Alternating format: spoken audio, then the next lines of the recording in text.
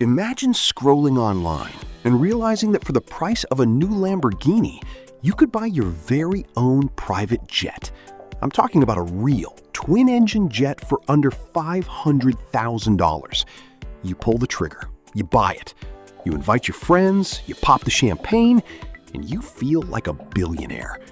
But 90 days later, your mechanic hands you a piece of paper, and you realize you are officially bankrupt. Welcome to the used jet trap.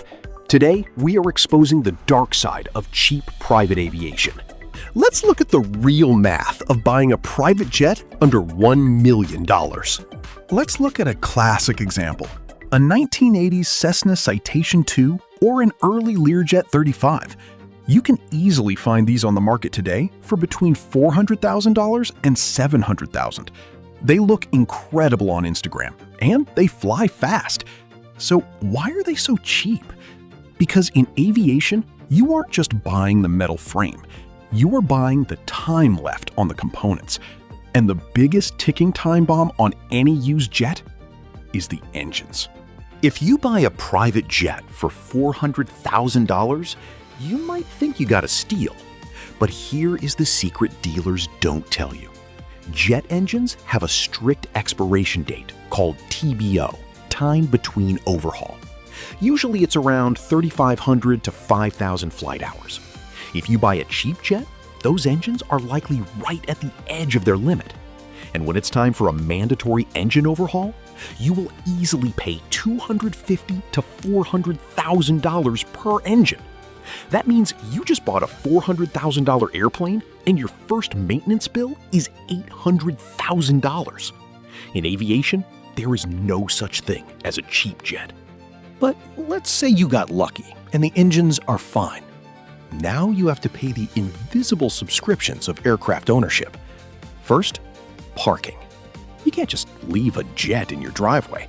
Renting a hangar large enough for a jet will cost you anywhere from $3,000 to $6,000 a month in the US.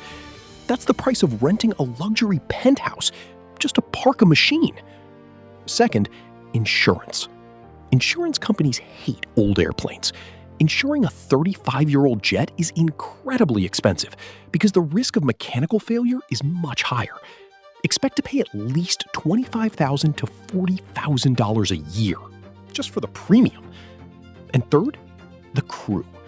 Unless you hold a multi-engine jet rating, you need to hire 2 highly trained pilots.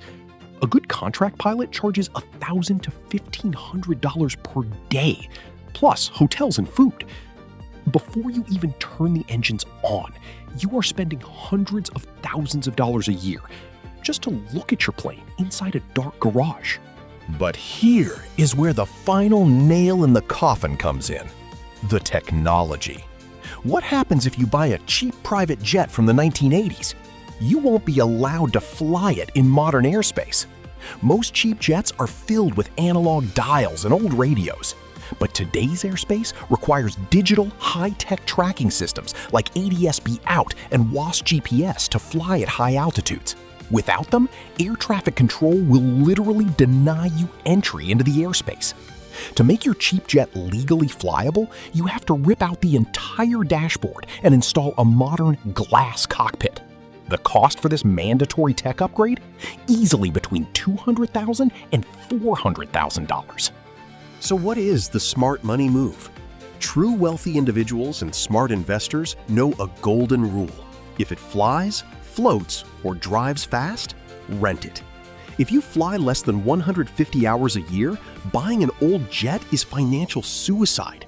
The smart money buys a fractional share in a brand new aircraft through companies like NetJets, or simply charters a flight when they need it. You get all the luxury, zero maintenance bills, and you never have to worry about $1 million engine overhaul. A cheap jet is the most expensive thing you will ever buy. If you want to know which aircraft actually save you money, tap the video on your screen right now, where we break down the 9 cheapest brand new helicopters you can buy in 2026. Don't forget to subscribe to Vertice Capital for more insider aviation and smart money secrets. See you in the skies.